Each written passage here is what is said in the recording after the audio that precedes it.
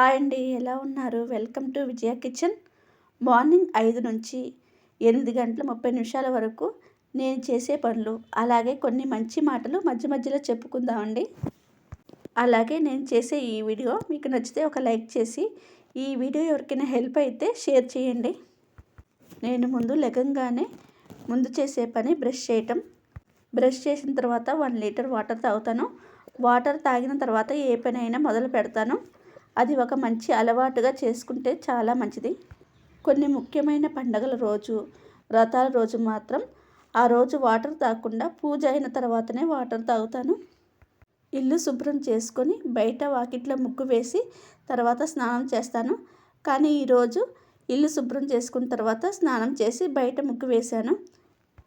స్నానం చేయకుండా నేను ఏ పని మొదలుపెట్టినండి. స్టవ్ కూడా ఆన్ చేయను. స్నానం అయిన తర్వాత వీలైతే ఫస్ట్ పూజ చేస్తానండి. ఒక్కొక్క రోజు పనిని బట్టి వంట అయిన తర్వాత కూడా పూజ చేస్తాను. కొత్త సంవత్సరం వచ్చి అప్పుడే 1 మంత్ అయిపోయిందండి. ఈ 2026లో మన జాబితాలో మంచి అలవాట్లు పాటించడం నేర్చుకోవాలండి. మీ హెల్త్కి, మీ ఫ్యామిలీ హెల్త్కి ఎక్కువ ఇంపార్టెంట్ ఇవ్వండి. Never neglect health. రెండవది సేవింగ్స్ అండి. మనకున్న దానిలోనే సేవింగ్స్ చేసుకోవటం అలవాటు చేసుకోండి. తర్వాత మూడవదండి, ఎప్పుడూ పాజిటివ్గా ఆలోచించడం. కష్టాలు అందరికీ ఉంటాయండి. కొంతమంది నవ్వుకుంటూ ఎదుర్కొంటారు, కొంతమంది అవే పట్టుకొని కూర్చుంటారు, ఇంకా కొంతమంది అయితే నా వల్ల కాదు అని చేతులు ఎత్తేస్తారు. ముఖ్యంగా మైండ్ను క్లీన్గా పెట్టుకోండి. మంచి మంచి మాటలు వినండి. ముఖ్యంగా యోగా, మెడిటేషన్, వాకింగ్ ఏదో ఒకటి వీటిల్లో చేయటం స్టార్ట్ చేయండి. మనమంటే ఇష్టం ఉన్నవారు ఉంటారు, లేనివారు ఉంటారు.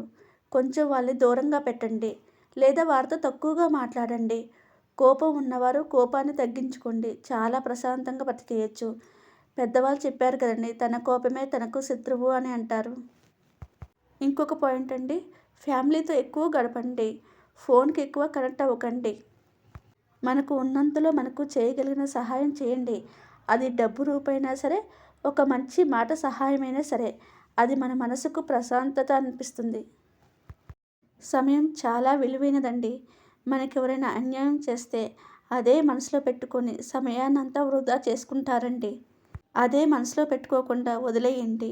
అప్పుడే మన మనసు ప్రశాంతంగా ఉంటుంది.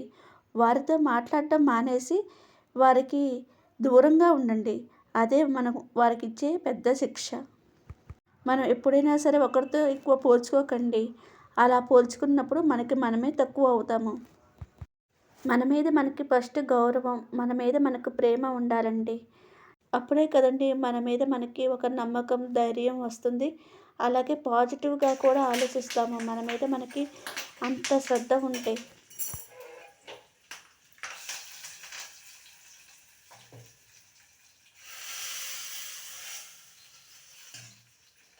మన గురించి ఎవరు ఏమనుకుంటారో అని ఆలోచించడం మానేయండి. మీ కెరీర్ మీద మీరు దృష్టి పెట్టండి. ఫైనల్గా నేను చెప్పదలుచుకుంది ఏమిటంటే, ఎప్పుడూ పాజిటివ్గా ఆలోచించడం, మన మైండ్ని క్లీన్గా పెట్టుకోవడం, నెవర్ నెగ్లెక్ట్ హెల్త్. అలాగే మన ఫ్యామిలీతో ఎక్కువగా గడపటం. అలాగే నేను చెప్పిన ఈ మాటలు మీకు నచ్చితే ఒక కామెంట్ చేయండి, అలాగే లైక్ చేయండి.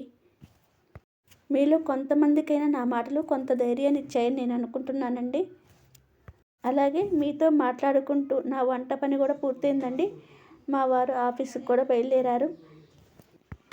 అలాగే మా పిల్లల్ని కూడా కాలేజీకి పంపించేశాను. ఇంకా ఇంట్లో పనులు స్టార్ట్ చేయాలండి. అందరూ ఎటు వాళ్ళు అటు వెళ్ళిన తర్వాత కూడా మనకి ఇంట్లో చాలా పనులు ఉంటాయి కదండి. అవన్నీ ఒక్కోటి చేసుకోవాలి. మా వాళ్ళందరూ వెళ్ళిన తర్వాత బట్టలు వాషింగ్ మిషన్లో వేసి తర్వాత నేను టిఫిన్ చేస్తానండి. ఈ వీడియో మీకు ఎలా అనిపించింది? ఒక లైక్ చేయండి, అలాగే ఒక కామెంట్ చేయండి. ఎవరికైనా అవసరమైద్ది అనుకుంటే వాళ్ళకి షేర్ చేయండి. Thank you for watching.